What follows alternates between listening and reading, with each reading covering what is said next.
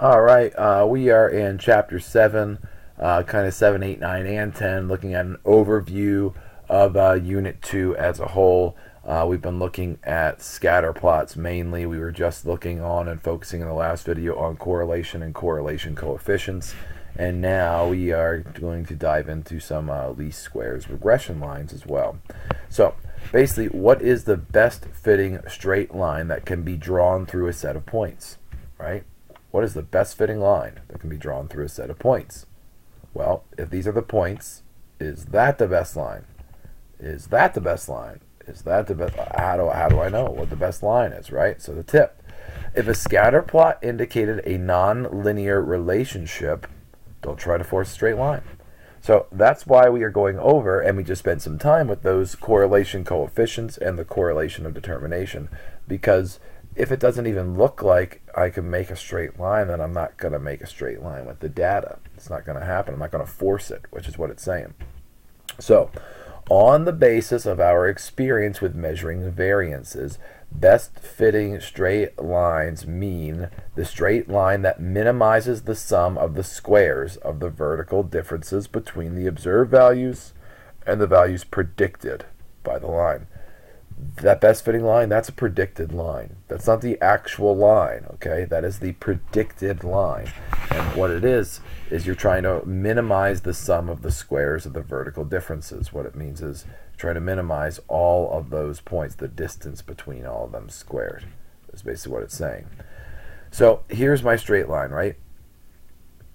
And what they're saying is these points are the points on the line, right? They are on that line, but we're trying to find the distance between there. That's the actual point. Here is the one right there on the line. Here's the actual point, but the actual one was here. That's the point on the line. So it's the same deal here. Here, same x value over, but the actual point is this one, and that is my predicted one, basically. So what they're saying here is if I take my y distances and I add the y distances up and subtract the distance squared, subtract the distance squared, subtract the distance squared, and then I add it all up. All right, that's what they're talking about. And a hat over a variable means it is predicted. All right, it's the predicted line. So when we're going over this stuff, it was never really written like that because they never tried to overdo it for you in your algebra classes, but technically with your best fitting line, you should be putting a hat over your y, just because as you're writing it down, that isn't the exact line, that's the predicted line. All right, it means it is the predicted version of those variables. So now, it is a reasonable and correct that the best fitting line will pass through your sum of those, your mean, your average of those, and your average of that, right? That means the variables x and y, but it's the average of them, right? That's where it should fall between. And thus, the basic expression for a line with a given slope through a given point would be this. This should look familiar. This is the point slope form, guys. This is what you were supposed to learn, which Algebra 1 teachers skim through, and for good reason. They have standardized testing, and they try to get you to do as well as possible, so they focus on the easiest one for kids to understand. Writing something down like this sometimes can be a little mind-blowing, but that's the point slope form. You can also rewrite it by moving that over, all right? So average of your x and y's, and there is your x. That is what you are looking for. That is the predicted y value, where that's coming from, and that is what they're putting down there for a slope, right? That's all that means. And I know you're like, well, they showed me b was y-intercept before. Why are you showing that to me now? I understand. I do. Okay. But b1 stands for slope. Okay. So as you're looking at this, here is the difference in your x's. Here's the difference in your y's. All right. And that's the predicted y. All right. So you can see that there. So the slope of the line, right, that slope of the line is change in y, and that's basically the standard deviation there, over the change in your x, the standard deviation, okay, at times whatever your r is, which is your correlation. All right, that is your slope. You're going to have to remember that because that will be helpful if it's not given to you. You're going to have to know that formula when you take exams, all right, because you can then find these on your own. That is the standard deviation of the y, all right, and that is the standard deviation of the x, okay, and r is the correlation. Make sure, again, you write that down to find your slope, because if it's not given in a problem, they will expect that you know how to find it, okay?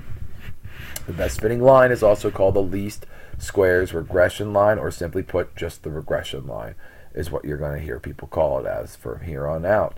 Now, just because you can calculate the regression line does not mean you must use it either.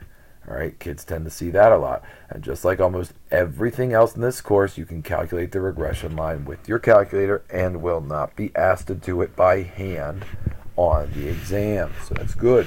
All right, it's very good news. So take a look at this example. An insurance company conducts a survey of 15 of its life insurance agencies. Right? The average number of minutes spent with each potential customer and the number of policies sold in a week are noted for each agent. All right? Letting X and Y represent the average number of minutes and the number of sales respectively. So here's what we got. So pause the video and write this down if you have to, because we're going to try to put these in on our calculators. And after we put them in on our calculators, we're going to find our regression line for this stuff as well. So find the equation of the best fitting straight line of the data. So we use our calculator. You go to Stat. You go to Edit.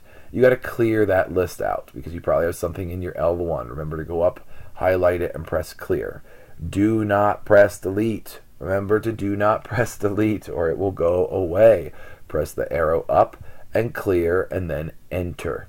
Okay, press the up and Enter, and now you are barren. There's nothing there, right? So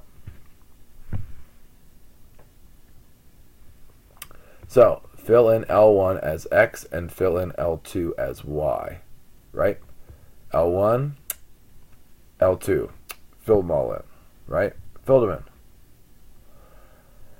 So press that, edit, right? And now, once you go there, arrow over. But now, when you're doing this, I'm not talking about one variable anymore, right?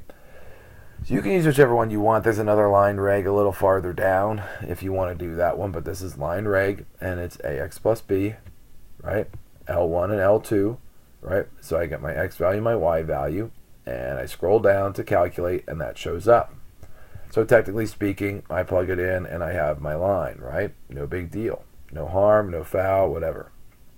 However, how do I know what R is? How do I know what the correlation is? A correlation of determination. Like, is this pretty good? How much of the data can be explained that way?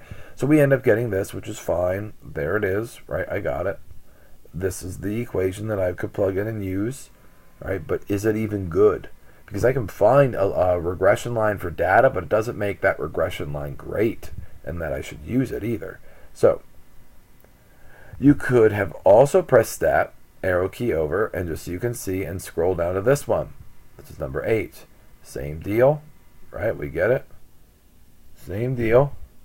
And it's the same answers, just written backwards. No big deal. You could write it like that if you want. But how do I get R squared? So I hope you got your calculators ready. Okay? To add the correlation coefficient to your data, here's what you got to do. Press second and 0 because it's inside your catalog. All right, so to add the correlation coefficient to your data, press second and 0. So here's what the calculator looks like. Press second and 0. All right, and in this catalog right here, that's what it will pop up on your screen. Scroll down to the diagnostics on. All right. While in the catalog, the letters in the in green are the alphabet letters. So if you want to go down, you could just press the X1 key to get to X to the -1 key, sorry, to get to D, and it should jump you right down here so you can try to find diagnostics much faster. And there it is, turn diagnostics on. Scroll down to that, press enter, enter again, and voila, diagnostics are on. So now take a look. Press Stat, arrow key over, go to 2 variable stat with your data. Let's click on this bad boy here to see what we get. Make sure you plug that in for list 1 and list 2. And now notice it doesn't stop there. we have our correlation or determination, and we have our just our correlation right there. Okay? So, it's certainly not close to zero. It's certainly not, 10%, 20%, right? It's around here. So it's kind of like roughly in the middle. So now we have both our r and r squared. How do we use them? All right. We will not have to do this every time, but it's nice to have them so we are aware. And eventually we're going to have to use them in the data that we do and some of these examples that we will do later, so you can see how to actually utilize a lot of this stuff. Okay.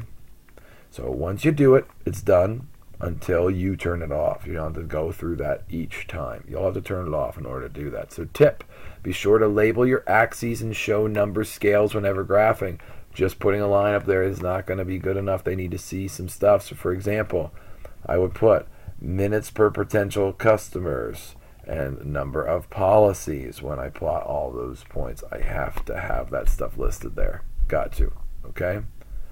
This scatter plot indicates the existence of a relationship that appears to be linear. It appears like it could be kind of linear, right? I mean, it's maybe not strong. It might be weak, but it appears to be kind of linear, right? And positive. That is, the points lie roughly on a straight line, right? Furthermore, the linear relationship is positive and it's increasing is what it looks like. Okay, so let's take a look at another example. We're going to use the calculator. We found the correlation to be this. All right, so what we're going to do is I'm going to pause right there, and we will continue. Sorry, when I come back.